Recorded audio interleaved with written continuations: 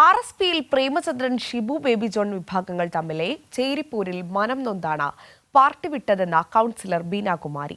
NK പ്രേമചന്ദ്രനെ കൊണ്ട് പാർട്ടിക്ക് യാതൊരു പ്രയോജനവുമില്ലെന്നും ബീനാകുമാരി പറഞ്ഞു. പ്രേമചന്ദ്രനെ കൊണ്ട് പാർട്ടി പൊറുതിമുട്ടി.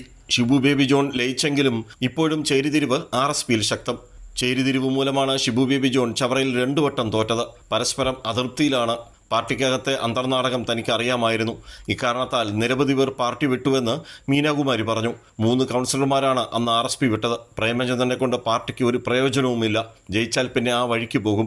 മരണവീടുകളിലും കല്യാണത്തിനും പിന്നെ പ്രസംഗവും മാത്രമാണ് ആകെ മുതൽ. പാർട്ടി വളർത്തുന്നതിന് പ്രേമചന്ദ്രൻ ഒന്നും ചെയ്തില്ല എന്ന് ബീനാകുമാരി കുറ്റപ്പെടുത്തി. താൻ കൗൺസിലറായിരിക്കെ പലതവണ ഹൈമാസ്ക് ലൈറ്റ് വേണമെന്നാവശ്യപ്പെട്ട് കത്തുമായി കയറി ഇറങ്ങി. ആംബുലൻസ് നൽകാൻ ആവശ്യപ്പെട്ടു, തന്നില്ല. ജനങ്ങൾക്കും പാർട്ടിക്കാർക്കും പ്രേമചന്ദ്രനെ കൊണ്ടൊരു പ്രയോജനവുമില്ല. 10 വർഷക്കാലം ശക്തികുളങ്ങര ഡിവിഷനിൽ താൻ കൗൺസിലറായിരുന്നപ്പോൾ യാതൊരു വികസനവും കൊണ്ടുവന്നില്ല.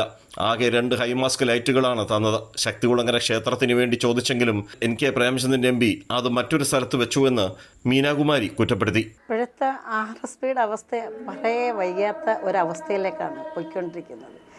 അതാണ് ഞാൻ മെയിനായും പാർട്ടി വിടാനുണ്ടായ കാരണം. കുറേയേറെ കാര്യമുണ്ട്. പ്രേമേന്ദ്രനെ കൊണ്ട് പാർട്ടി പൊറുതിമുട്ടി നിൽക്കുന്ന ഒരു സന്ദർഭമായത്.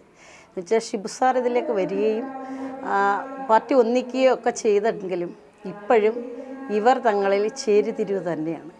ആ ചേരിതിരിവിൻ്റെ ഭാഗമായിട്ടാണ് കഴിഞ്ഞ 2 പ്രാവശ്യവും ഇവിടെ ഷിബു സാറ് ചവറയിൽ തോക്കാനുണ്ടായ കാരണം. ഈ കൊല്ലം കോർപ്പറേഷനിൽ നിന്ന് ഞങ്ങൾ ഫണ്ട് ചോദിക്കും. 10 വർഷക്കാലം അദ്ദേഹം ഉണ്ടായിരുന്നു, 10 വർഷക്കാലം ഞാനും ഉണ്ടായിരുന്നു.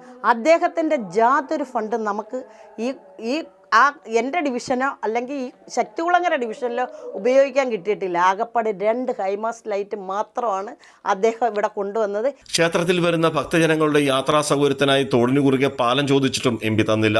മോനും ഭാര്യയും പറയുന്നതാണ് പ്രേമചന്ദ്രന് വേദവാക്യം. പാർട്ടി പറയുന്നത് അദ്ദേഹത്തിന് സ്വീകാര്യമല്ലെന്നും പാർട്ടി പിളർന്ന് പ്രേമചന്ദ്രൻ മാത്രമായി പാർട്ടി നശിച്ചുകൊണ്ടിരിക്കുന്നുവെന്നും ബീനാകുമാരി പറഞ്ഞു. രാജ്കുമാർ, കൈരളി ന്യൂസ്, കൊല്ലം.